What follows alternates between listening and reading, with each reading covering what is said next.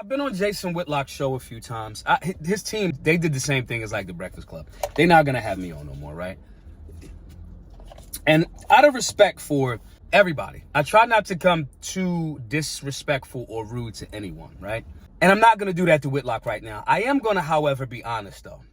Jason, you really are starting to look like a buck dancing, fucking tap dancing, Uncle Ruckus energy, 1,000%. Now, I don't know if it's you want to kind of just be in alignment with the Matt Walshes and the Daily Wire types, and you want that bigger platform. I'm not really certain. Now, let me get me very clear. Jason Whitlock knows the sports shit. He 1,000% knows the sports shit. And I get it. You try to branch out. You're a whole person. You don't have to be restricted to just sports. But when he has discussions about things as it relates to black people, he is very, very anti-black and just on some like dick riding shit. This Tyreek Hill situation has been the gift that's kept on giving for me for the last week or so, right? Because I'm seeing so many people jump out the woodwork that say they're about conservatism, which means limited government. I'm seeing so many of these people jump out there in his comment section based on the content he creates. They're not even paying attention. They're not even paying attention. They haven't read the tickets. It's just all of this type of shit that is coming out to be absolute bootlicking like statists. And I don't mean that in a derogatory way. I mean that just as in a definitive way. Someone gives the law enforcement officer the license. He rolls his window back up as the officer's supposed to go back to the vehicle. And now somehow it's justified for this person to be dragged out of their car because they rolled their window up, dragged out of their car and beaten. And Jason making content talking about there's no repercussions for him and he's a thug and all of these different things. It's like, bro, what are you talking about? That's not even what happened. We literally have body cam footage. But it's this weird tap dance seemingly for the low mindset, low IQ troglodyte bigot that may make up a lot of that base. And it's just clown shit. I remember having the same feeling when I initially had respect for Brandon Tatum. And then every time something happened with law enforcement and American citizens, some that happened to be black, he always kind of made it seem like it was just, oh, the black people were wrong. It's the same person that said Ahmaud Arbery deserved it. These are the types of dick-riding statements for, when an American citizen kills another American citizen and your bias jumps in because you just want to say what you think your base wants to hear.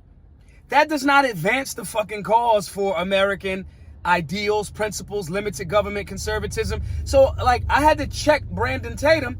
And similarly here, it's not necessarily checking Jason, but it's like, bro, you're 1,000% wrong.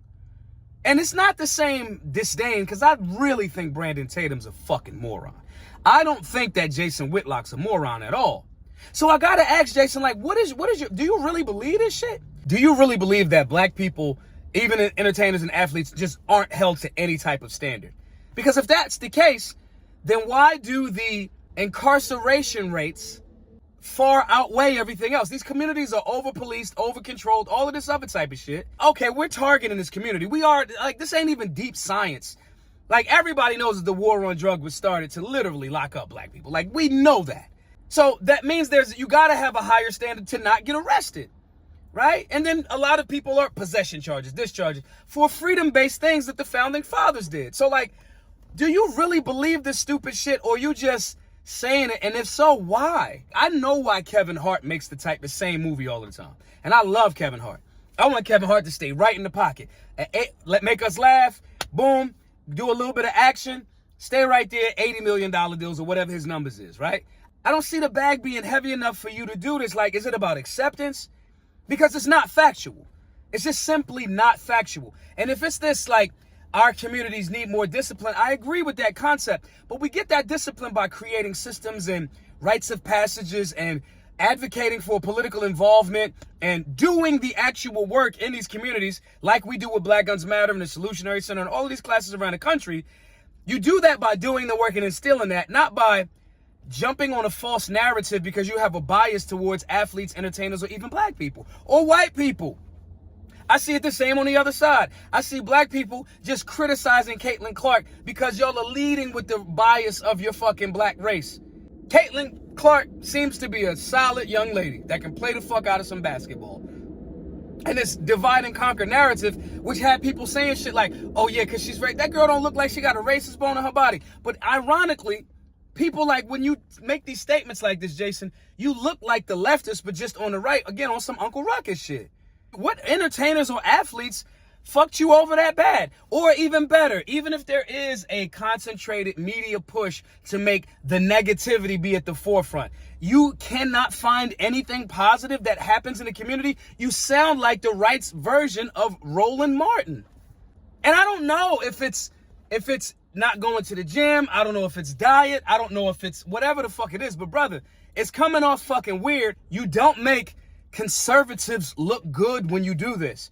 It's not about policy. It's just about gossip and hating black people. Or it could be perceived that way. And I'm going to extend the olive branch and say, maybe you're not aware that that's how this is coming off. I'm saying this as someone that does community work, that is disciplined, that is a patriot, that does not disrespect you when other people jump out there and just are absolutely rude to you.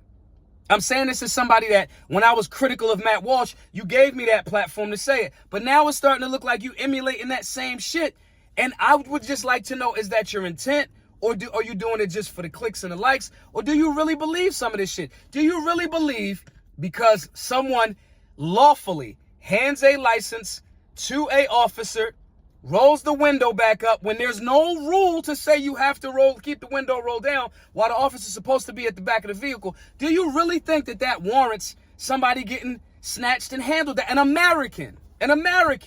This is not what the founders of America were in alignment with. And I'm just interested to know, like, why do y'all take this take when it's obviously easily debunked? That's why I'm not allowed back on the show no more. Because I challenge that theory. And I know you've seen me challenge you in your comment section.